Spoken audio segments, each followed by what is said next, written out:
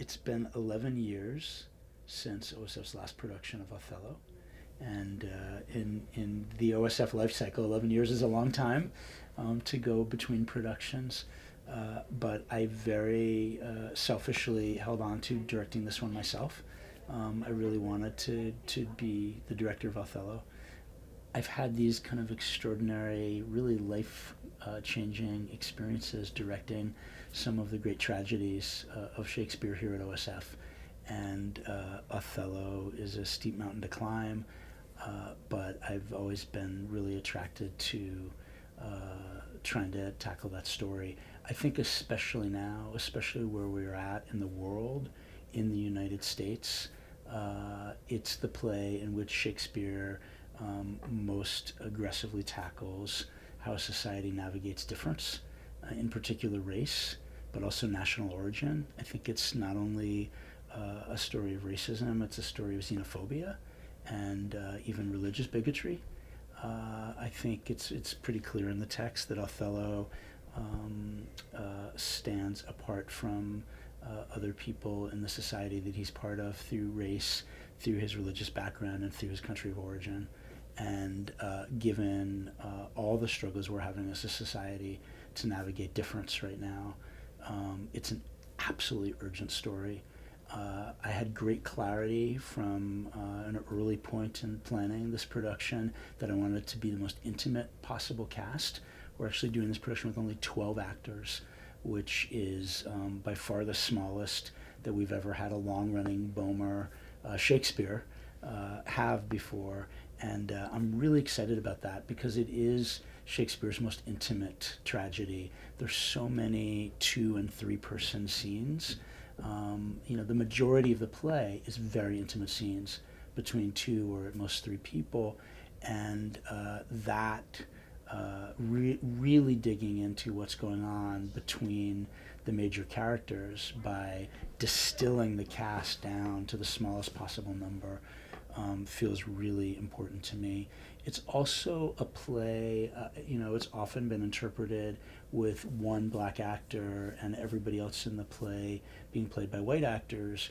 And I think given the glorious complexity of our society, that felt not like the wrong direction for this production.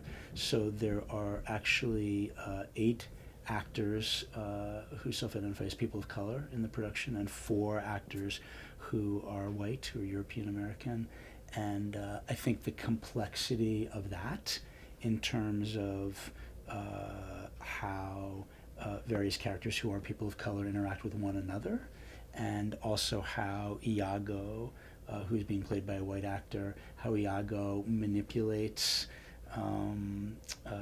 a lot of the characters, including other people of color, to bring about the tragedy that is this play. That felt vitally important to me as well. There are, as I said earlier, 12 actors in this production, a dozen actors, and they're just an extraordinary group of actors. I'm so excited about each and every one of them, and so excited about them as an ensemble. And I think what they are going to bring to this story, how they're going to really embody the language and the story for the audience, is going to be quite thrilling.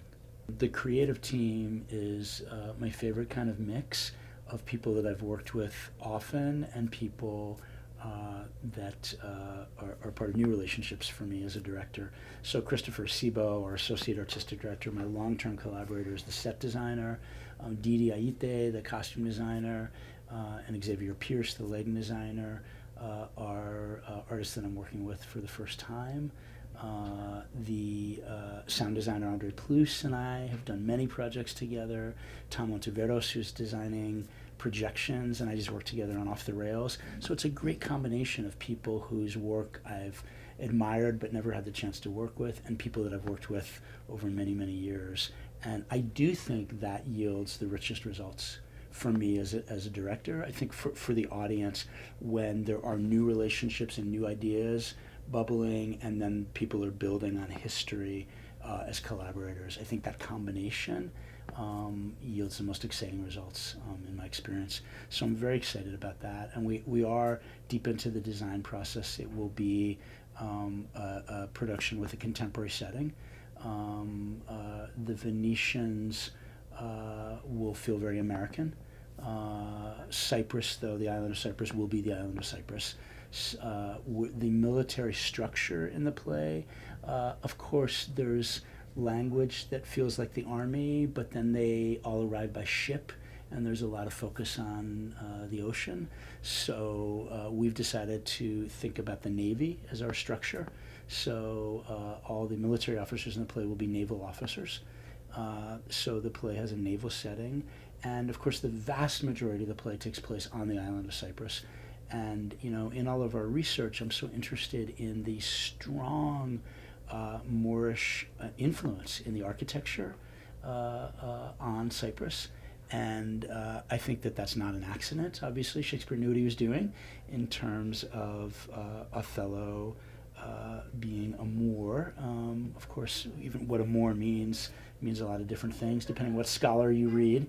But I think the fact that he is somebody whose original faith was not Christian, was Muslim.